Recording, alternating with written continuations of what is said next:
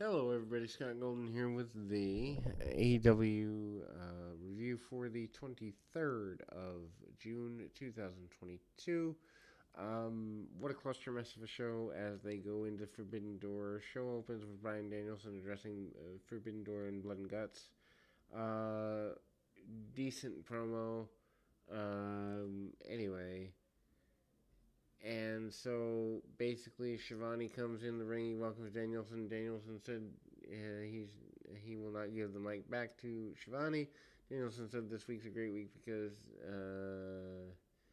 he says this is a good week to be a pro wrestling fan. He's promised we'd see excitement in professional wrestling on Sunday and a bloody spectacle in a week. Danielson said he would have loved to have been part of it. Chris Jericho even paid Zack Sabre Jr. to challenge him, and Danielson wanted to prove that he's the best technical wrestler in the world. He's got good news and bad news. Bad news is that because of Jericho and his cruise attack at Anarchy in the arena, Danielson's not cleared to compete at Forbidden Door or Blood and Guts. However, Danielson can't wait to come back because there's nobody in the ring who can wrestle like he can. Good news is Danielson's found out that one person he trusts to take his place at Forbidden Door and Blood and Guts, but he's not going to tell us who. He's not going to tell Zack Sabre Jr. either. Sabre's music plays. He shows up on the ramp before yelling at Danielson. Moxley's backstage, and he says Jericho Appreciation Society is going to be locked in like dogs next week at Blood and Guts. In the meantime, he's taken on and teamed with Tamahashi, the greatest wrestler who ever lived. Tonight it's business, but Sunday it's personal, because when that bell rings, Moxley has no respect for anyone. Orange Cassidy and Roppongi Vice, Trent Beretta and Rocky Romero defeating Will Ospreay and Aussie Open, Mark Davis and Kyle Fletcher. Not a bad six-man tag team match. Orange Cassidy is still majorly over. Fletcher and Rocky start out. Davis and Trent get tagged in. Orange comes into the match and does his pockets deal, and then they dispatch the United Empire and go for dives. Empire recovers, takes control. After the commercial, Trent fights back on both members of Aussie Open to reach Orange for a tag. Orange then lands weak kicks with double Rana before dispatching the Australian opponents. Lazy elbow drop from Cassidy gets 2 count on Ospreay. Ospreay avoids Orange punch and reverses DDT into a backflip enziguri. Why do these fancy flippy moves for the sake of doing fancy flippy moves? Orange flips around and hits a stunner on Davis, and Rocky tags in. Big Man takes out Rocky with a big chop. Aussie Open hits a combo spine buster for near fall. Bunch more moves. Roppongi Vice double knees. Trent then goes for the strong zero. Ospreay cut it off, and Davis hits the lifting pod over for a near fall before Orange breaks that up. Orange then avoids Ospreay and the Suzuki Special. Ospreay takes the dive from Rocky.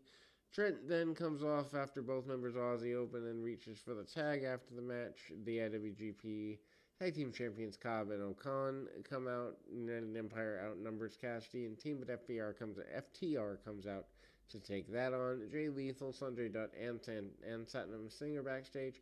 Dutt is extremely excited and said that it's time to celebrate. Lethal's excited to be the TV champion of ROH, but Samoa Joe won't come back to work. Lethal then demands that Joe either fight or vacate.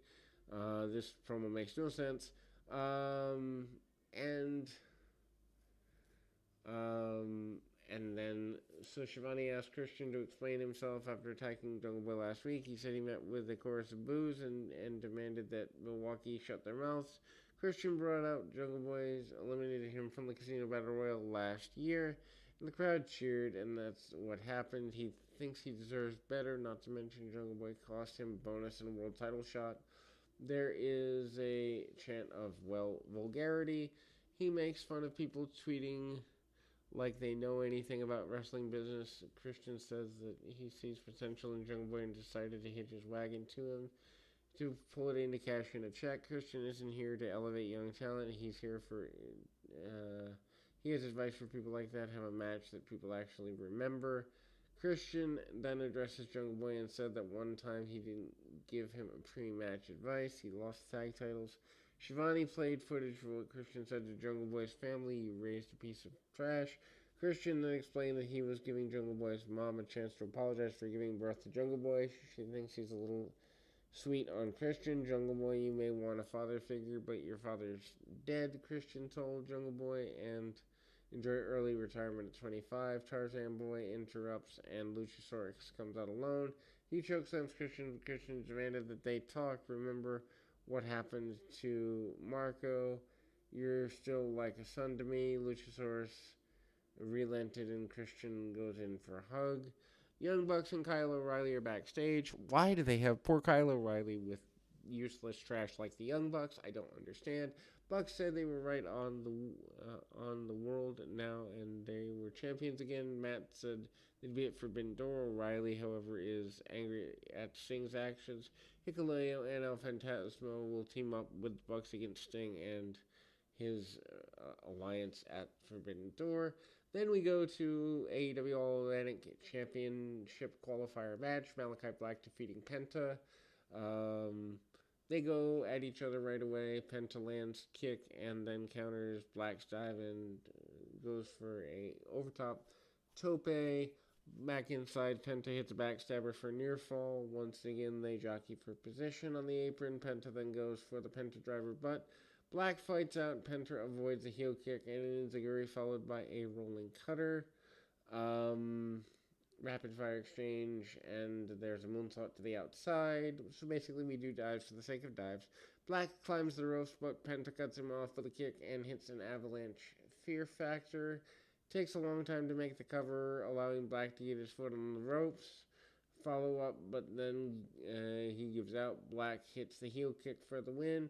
I'd love to see them rehab Black. I don't have faith in them doing it. Black's been around and started off so well, but he's just dropped after the match. Pac comes out to face off with Black. A Miro video promo interrupts, saying he'd see everyone to meet their maker. Match will be Pac versus Miro versus Malachi versus Ishii. Wardlow video promo airs. He goes to the TNT Championship and Ted Scorpio Sky's headed. When he's healed, he'd welcome him into Wardlow's world. So basically, we're holding one title and ignoring another. Adam Cole joins commentary for Hangman Page versus Silas Young. Chain wrestling early to start. Page hits the first strike with a couple of chops. Young returns fire, sends him to the floor. Then there's a moonsault to the outside. Didn't we just see one of those last match before the break? Young then takes control, but Page comes back with a superplex. Page then hits a fallaway slam and nipped up. Lariat sends Young to the floor. Page lands plancha. Back inside, Page hits diving clothesline for a near fall. Young returns fire with a backbreaker into a lariat for another near fall. Cole cuts Page off right after he wins with the German suplex and the Buckeye lariat. Cole cuts off the music, and they basically do a story time with Adam Cole, but Jay White's music hit, he interrupts. Switchblade says he's going to go to Forbidden Door, and Cole couldn't be the challenger at Forbidden Door because he lost to Page twice. Switchblade faced off with Page in the ring and said it wouldn't be him either. They brawled, and Cole gets involved. Page gets in position for the buckshot, but Cole low blows him. And then Bullet Club members beat Page down. Cole grabs the title and teased, smashing Switchblade with it, but instead it goes after Page. Then the coin dropped and Okada emerged, and Okada fights off Switchblade and Cole, allowing him and Page to stand tall. He's about to hit the Rainmaker on Switchblade, but the champ avoids it. Okada's music plays, ending the segment. Jade Cargill, Stokely Hathaway, and Kiera Hogan come back. They were backstage. Hogan said Red Velvet's out of action. Stokely said that he's looking for a new baddie, and Jade said they had to be top notch. After commercial, Chris Statlander and Athena pretended to be excited about the opportunity to be baddies. They said nobody could get in their way. Tony Storm defeats Marina Shafir with Nyla Rose. Matches, not a good idea. Also, Tony Storm is not as hyped as everybody says. They go back and forth at the start. Not much happened until Shafir sends Storm to the floor. Rose crushes her with a running senton after the break. Storm hits her with the headbutt, but Shafir no-sells that and comes back with a beatdown on the floor. Fires back with a tornado DDT. Storm hits German, followed by hip attacks, and then rolls Shafir up for the win. Why is this on national television? She's not ready. Anyway, after the match, Shafira and Rose beat down Storm, and then Thunder Rosa runs out to make the save. Storm then holds up the belt to dispatch everybody. Darby Allin and Sting are backstage. Allin says Sting doesn't think Kyle O'Reilly isn't medically cleared. He then thinks that he's just scared. They bring up some craziness of their own, and so the 8-man tag at Forbidden Door is Takagi and Takahashi. Sting said be showtime at Forbidden Door. Rampage lineup is Hook versus DKC, Andrade versus Phoenix, Deeb and Martinez in action, and Cobb versus Cash Wheeler.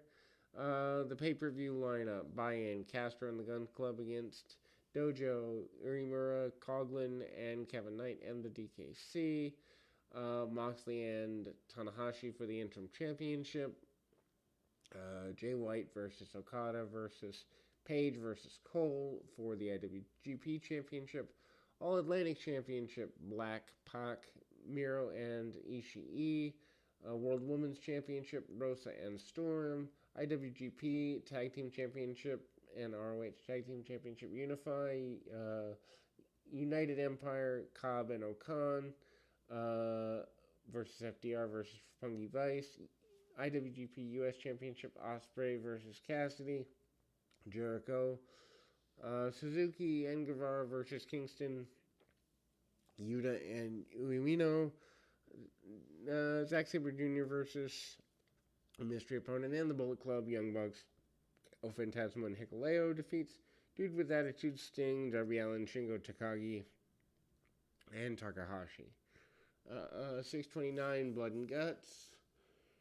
Regal joins on commentary for the main event, which feels like it's been forever in getting here. Moxley and Tanahashi defeats Jericho and Lance Archer with Guevara and Ty Conti.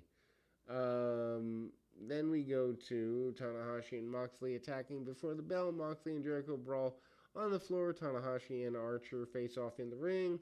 Archer hits full Nelson bomb and tags Jericho in. Tanahashi regains control, tags in Moxley, laying things out. They brawl outside the ring. Upon re-entry, Guevara trips up Moxley, allowing Jericho to take control. Once back in the ring, Moxley gets the knees up on a Jericho lion salt and reaches Tanahashi for the hot tag. Tanahashi takes his opponents down, hitting a crossbody for some airtime and a flipping senton for a near fall. Jericho gets the upper hand for a bit of a minute and goes to the walls. Tanahashi fights out. Jericho is then able to hit a code breaker, but Moxley breaks up the pin attempt and then takes out Archer with a tope dive. Tanahashi avoids Judas Effect and hits code breaker of his own before hitting a standing high-five flow. Jericho rolls out through the lockdown walls, forcing Tanahashi to escape. And then, big moves with no psychology. Concludes a sling blade from Tanahashi, Moxley, and Archer. Tags in, they trapped big strikes until Moxley comes out with the blackout attempt and a snap paradigm shift. Tanahashi tags out and hits the high-five flow for the win. After the match, Kingston and Wheeler Yuta run out, brawling with Jericho and Guevara. Suzuki emerges, beats down Yuta, but then Uemura runs out and getting involved. Usos run out and get some order, and the Jericho Appreciation Society enters the fray. Santana Ortiz, last one's out for this massive all-out brawl. Moxley and Tanahashi just stared at each other and focused on ignoring the brawl, and well, this is what they want to have a go home for a pay-per-view with. What a mess. But again, it's 2022 in wrestling. What do you want? There isn't logical booking that goes week to week anymore, and that is sad. We'll be back with more right after this.